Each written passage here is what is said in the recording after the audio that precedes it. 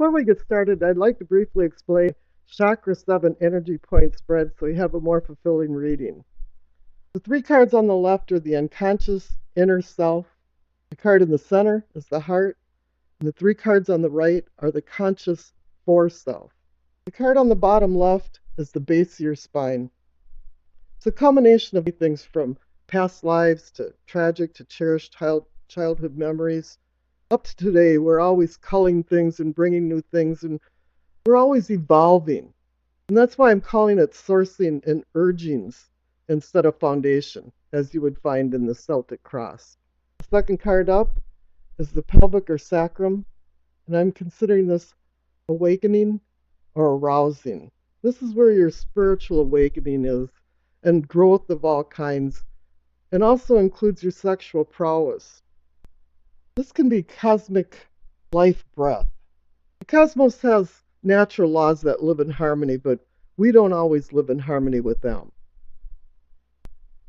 Top left is the solar plexus, or what I consider sensing and feelings. This is where you get those gut feelings about something when they're right or wrong.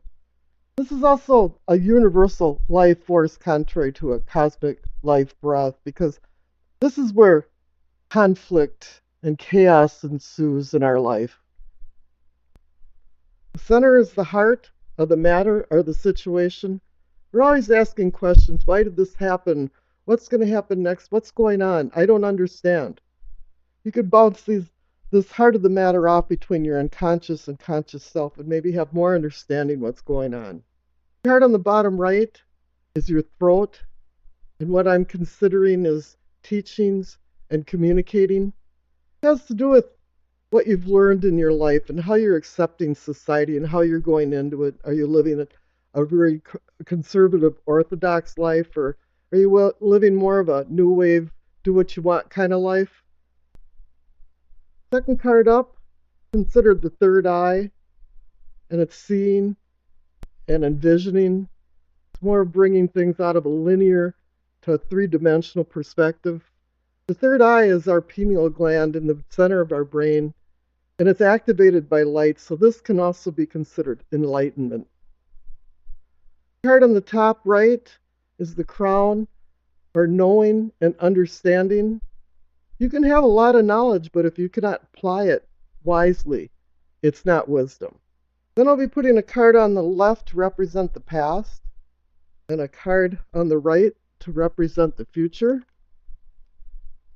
And underneath each card, each main card, is a miniature Rider-Waite for clarification.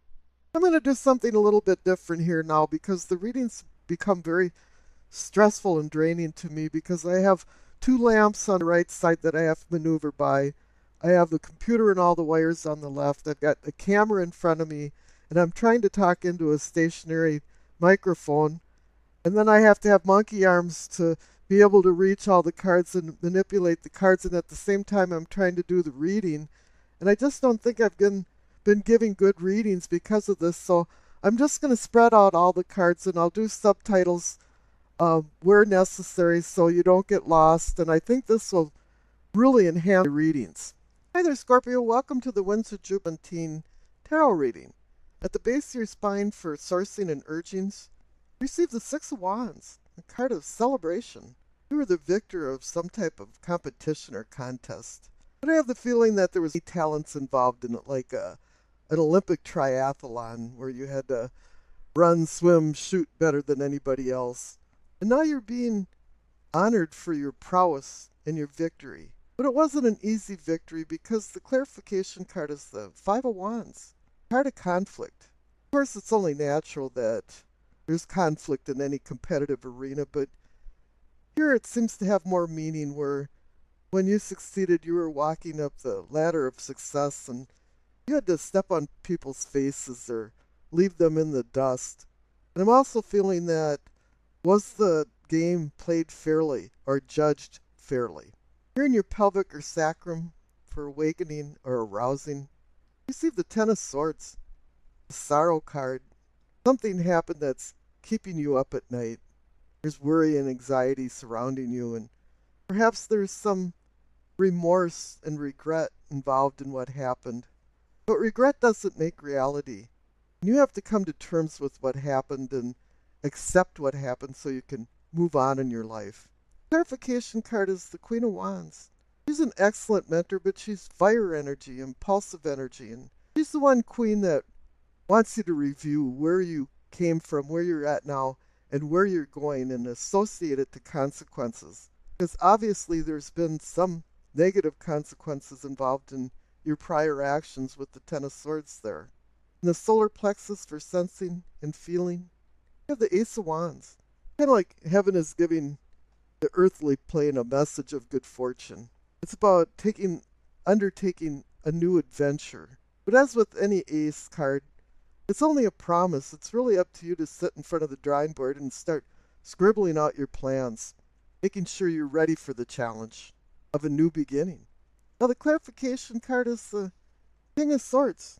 He's about not letting emotions get involved in the logic of making decisions, and I think that's warning you for the new beginning of the Ace of Wands, is not to let your emotions get involved in any decision making. It's also about warning you to look at details and recheck details and things because things might have been overlooked.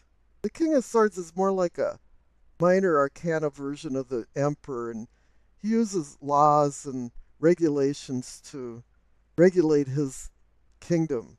And I think you have to start setting some boundaries with the Ace of Wands there as to where you want to go and what will make you happy and what's the purpose of your life. Now, here in the heart of the matter is the Strength card. There's a lot of types of strength, and it can be spiritual or physical strength. But really, you're looking at gentle courage and intense patience because the clarification card is the Tower. Something happened. There was some type of circumstances that changed everything completely. Lightning struck, and maybe you made some realizations and you went from one unconscious level to a different conscious level, and you're looking at things very differently now. And you might think it's a negative card, but it can also be a release card too.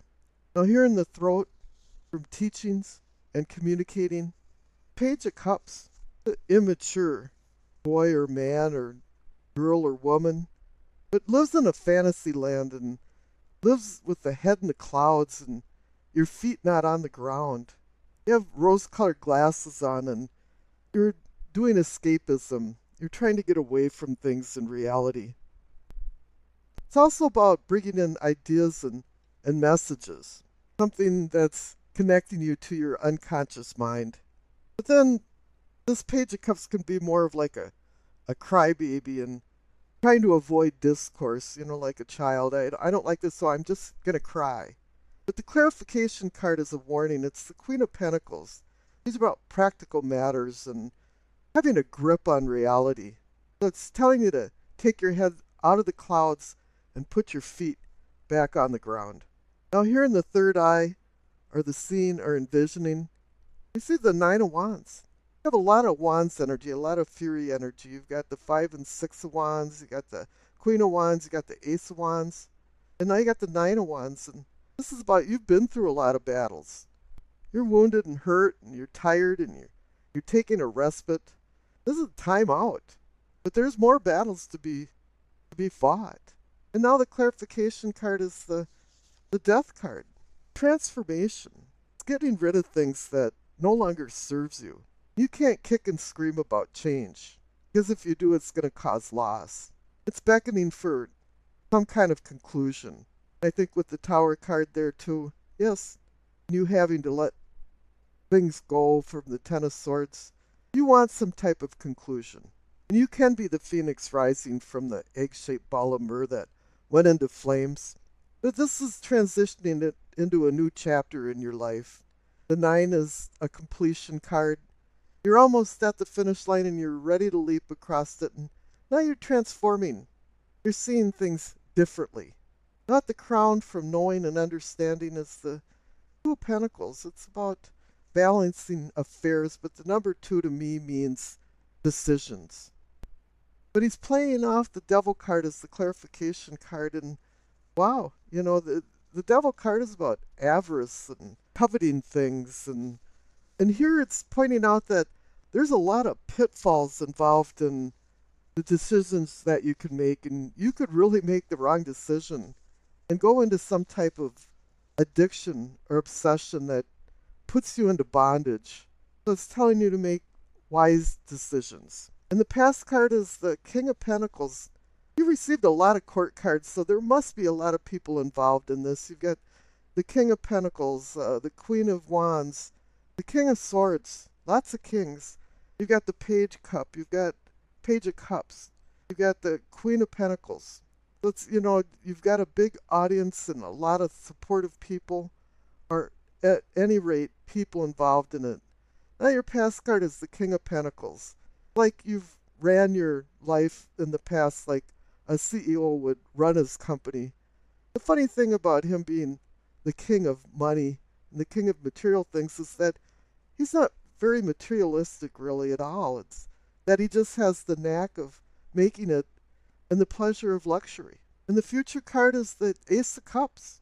You're given a new lease on your emotions and allowed to manifest deeper bonds between lovers, family, friends. There isn't a lot of cups but the Page of Cups in this, so it's now saying that yeah, you're gonna get rid of this frivolous feeling that the page has been bringing into your life, and putting your feet back on the ground and finding more solid relationships and deeper felt heart relationships or heartfelt relationships. And this is good because this is going to have a grounding force when you're making decisions with new beginnings. And underneath the heart cards, messages from the angels, you receive Francesca. What do you desire right now? Visualize it and it will come about. Negativity will block your progress. And yes, there's a lot of negative things about the Ten of Swords, the Sorrow card, and you having to accept what happened and finding new beginnings, because there is a lot of new beginnings.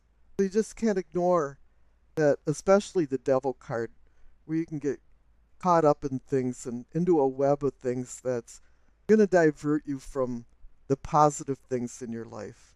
And I wish you acceptance, peace, and happiness.